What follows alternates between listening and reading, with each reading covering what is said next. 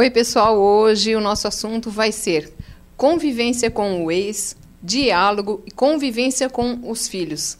É um assunto realmente bem interessante. A gente está aí no mês dos namorados, mas é uma situação que eu acho que muita gente não gostaria de passar, mas precisa, né? E a gente vai falar sobre isso hoje. Para falar sobre este assunto, nós iremos conversar com a Fábio. Tudo certinho, Fábio? Tudo bem, você? Tudo certinho. Rita? Oi, tudo bem? Fran? Tudo ótimo.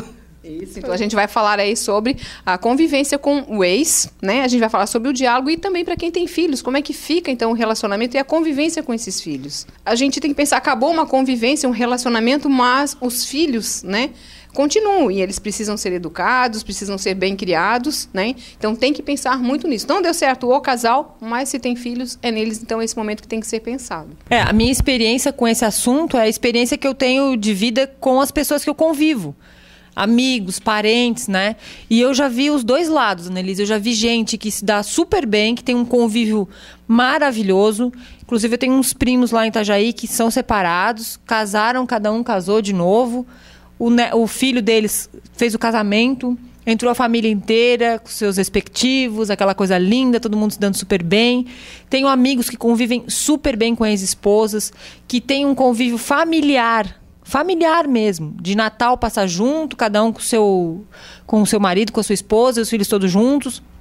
São pessoas adultas, maduras, que, claro, no começo sofreram por isso, porque qualquer um vai sofrer, por mais maduro que seja, por mais anos que os casais estejam juntos, às vezes 20, 30 anos juntos, na hora da separação todo mundo sofre. Sofrem os filhos, sofrem os pais, os netos, enfim, todo mundo que está envolvido na história. Claro que isso é um processo que vai demorar um pouco para recuperar. Mas é importante que as pessoas saibam que, no fim, isso tudo vai ter um resultado muito positivo. Tanto para as pessoas que estão envolvidas no assunto, como para os filhos do casal, né? Que vão ter uma convivência sadia com todo mundo, não vão ter traumas, né? Para depois, mais tarde, ter que recuperar esse trauma todo. Então, é importante que, nessa hora, a gente tente absorver um pouco essa coisa, o papel de marido e mulher, e tente pensar um pouco nos filhos. Eu acho que isso é muito importante. E eu também já convivi com pessoas da minha família que tiveram problemas seríssimos na separação e que usaram os filhos contra, né, a situação toda, brigando, falando mal, desrespeitando. E aquela coisa de, não vem buscar, e eu não quero que tu venha aqui, espera lá, não quero que entre na minha casa, não quero conhecer a pessoa que tu está envolvida. E coisas que aconteceram dentro da minha família. Então, eu acho que é preciso ter um equilíbrio. E se precisar ajuda, eu acho que tem que buscar ajuda mesmo, né? Uma terapia individual para cada um e para tentar resolver isso da melhor maneira possível para não ter traumas, né? Eu acho que é bem por aí o negócio. Porque eu acho que complica um pouco quando ou o pai ou a mãe começam a usar os filhos, né, para resolver as suas questões. Então joga o filho para falar isso ou para perguntar, né, querer saber o que está acontecendo do outro lado, né? Então fica jogando com os filhos. Eu acho que isso aí fica uma situação bem desagradável, bem complicada. É bem difícil. O que eu posso falar sobre esse assunto é o seguinte: as mulheres sofrem bem mais, né? É estatístico. As mulheres sofrem bem mais.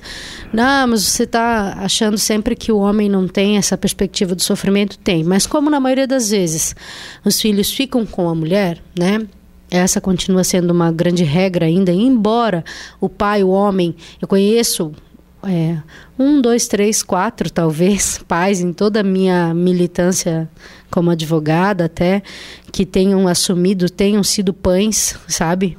Pai e mãe, e conheço os outros 90%, 96% que são mães que são mãe e pai. E então eu acho que a maior fala é para elas, porque assim, a mulher ela vive 2 períodos. Tem um que é o inicial, que é aquele que ela ainda deseja, ela ainda está com as mágoas do rompimento e ela não entende que o assunto dela com o ex-marido é só o filho.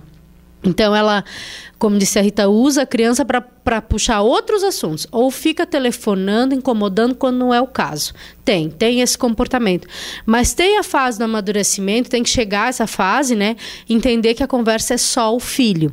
E tem também, meninas, aqueles pais e aquelas mães, mas a maioria são pais, que mesmo a conversa só sobre o filho, eles acham que não lhes diz mais respeito. Que eles romperam também com a criança.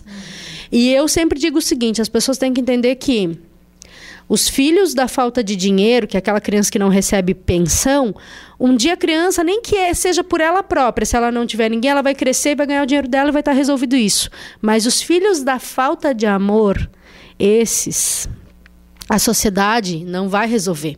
Por isso que a gente precisa avançar. E isso tudo tem a ver com a relação de ex-mulher, ex-marido, porque não existe ex-filho.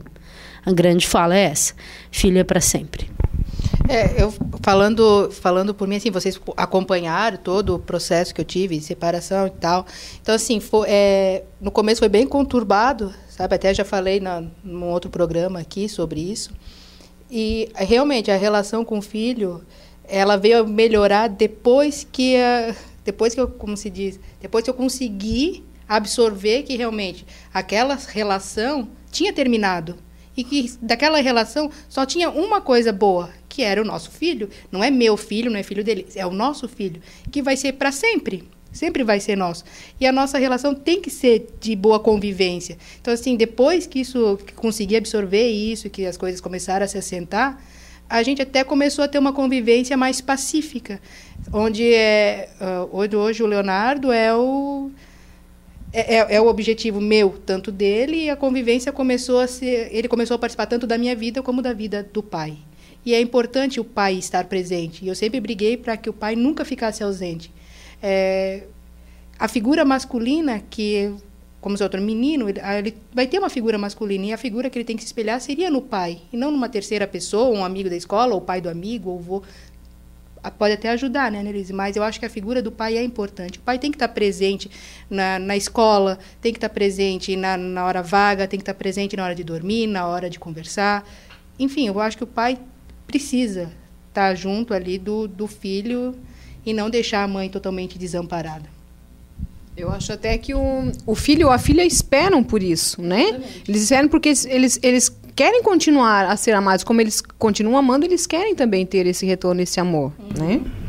E a gente tem Desculpa, a gente está vivendo um mundo, graças a Deus, né, com uma mente, as pessoas têm uma mente mais aberta hoje, e a gente tem muita sorte de poder viver esses novos núcleos familiares, que são tão importantes, né?